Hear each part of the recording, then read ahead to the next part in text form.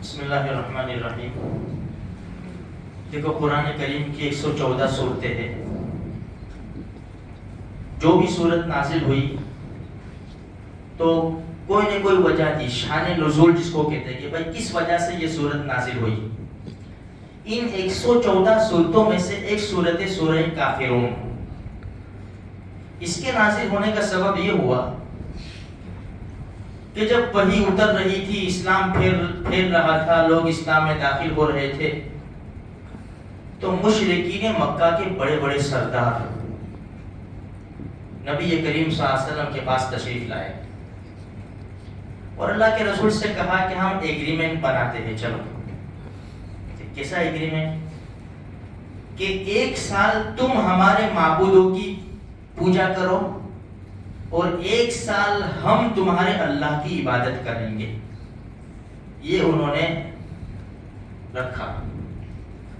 اب ہمارے نبی کی عادت شریفہ خود کی طرف سے تو بولتے نہیں تھے، کوئی جواب نہیں دیتے تھے، وحی کا انتظار ہوتا تھا اللہ کی طرف سے کیا جواب آتا ہے۔ جب انہوں نے یہ بات رکھی تو اللہ نے جبریل کو بھیجا، جاؤ، اور جبرائیل علیہ السلام یہ صورت لے کر آئے، یہ جواب لے کر آئے۔ قل، نبی جی آپ کہیے، یا ایھا الکافرون، اے کافروں کی جماعت، لا اعبد ما تعبدون ولا انتم عابدون ما اعبد ولا انا عابد ما عبدتم ولا انتم عابدون ما اعبد۔ 4 سیم ہے نا؟ اس کا ترجمہ ہم کیا کریں گے خبر ہے؟ نہیں ہو سکتا، نہیں ہو سکتا، نہیں ہو سکتا، نہیں ہو سکتا۔ میں تمہارے معبودوں کی عبادت نہیں کر سکتا، تم بھی نہ کرو۔ پھر جملہ کیا ہے اخیر میں؟ لکم دینکم ولی دین، تمہارے لیے تمہارا دین ہے بھائی، میرے لیے۔ یہ فیصلہ 1400 سال پہلے ہو چکا ہے، 1400 سال پہلے یہ فیصلہ ہو چکا ہے۔ تمہارے لیے تمہارا مذہب مبارک ہے، ہمارے لیے ہمارا دین مبارک ہے۔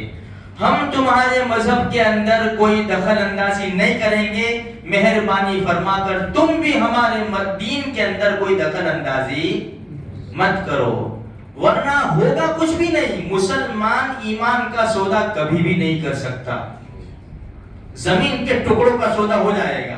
بھائی غیر کہے کہ میرا مکان لے لے، تیری زمین دے دے، ٹھیک ہے چل چلے گا، لیکن تیرا ایمان دے دے اور ہمارا مذہب کے کچھ رسم رواج لے لے، نہیں بھائی یہ تو نہیں ہو سکتا، یہ نہیں ہو سکتا۔ اسی لیے میرے بھائیوں یہ فیصلہ تو 1400 سال پہلے ہو چکا ہے۔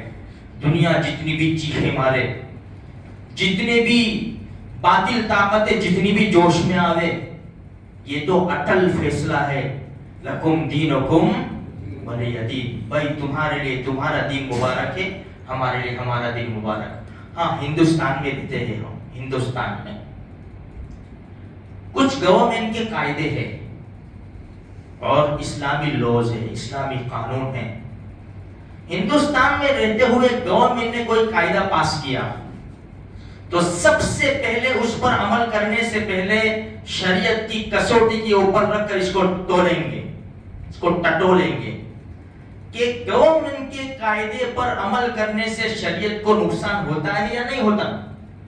اگر شریعت کو نقصان ہوتا ہے تو مسلمان اللہ کی ذات کے اوپر ایمان رکھنے والا، پیارے نبی کی شریعت کو ماننے والا پہلے شریعت کو پکڑے گا، قاعدہ چھوڑے گا۔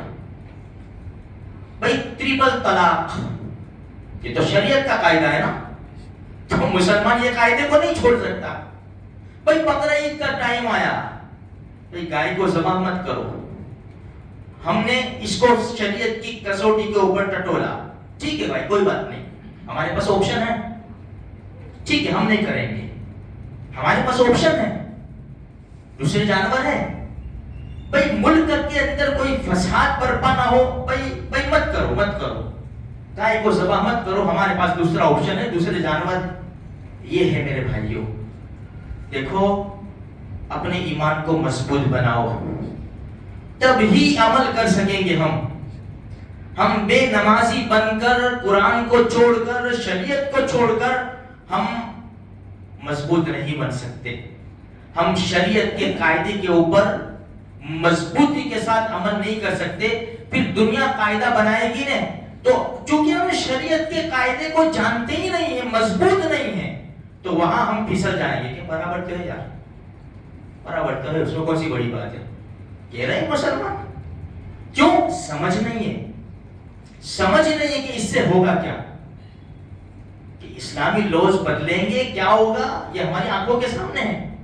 اس لیے اپنے ایمان کو مضبوط بناؤ، قرآن کریم کی تلاوت کرو، علماء کی مجلس میں بیٹھو، صحابہ کرام کے واقعات پڑھو. یہ کریں گے تو ہوگا میرے بھائیوں، ورنہ سوشل میڈیا کے اوپر تو ہم بہ جائیں گے، ہم بہ پڑیں گے.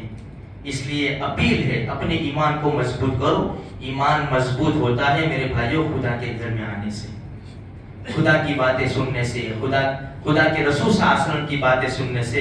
کیونکہ حالات بڑے نازک ہیں، ایمان کے سودے ہو رہے ہیں. اگر ہمارا ایمان مضبوط نہیں ہے تو کیسے نکل جائے گا نا، جس طرح کے بکرا جانور گانے میں سے اتنا آسانی سے نکل جاتا ہے کہ مالک کو بھی پتا نہیں چلتا، ایسے ایمان نکل جائے گا. اللہ میری آپ کی سارے مسلمانوں کی ایمان کی حفاظت کرے. آمین.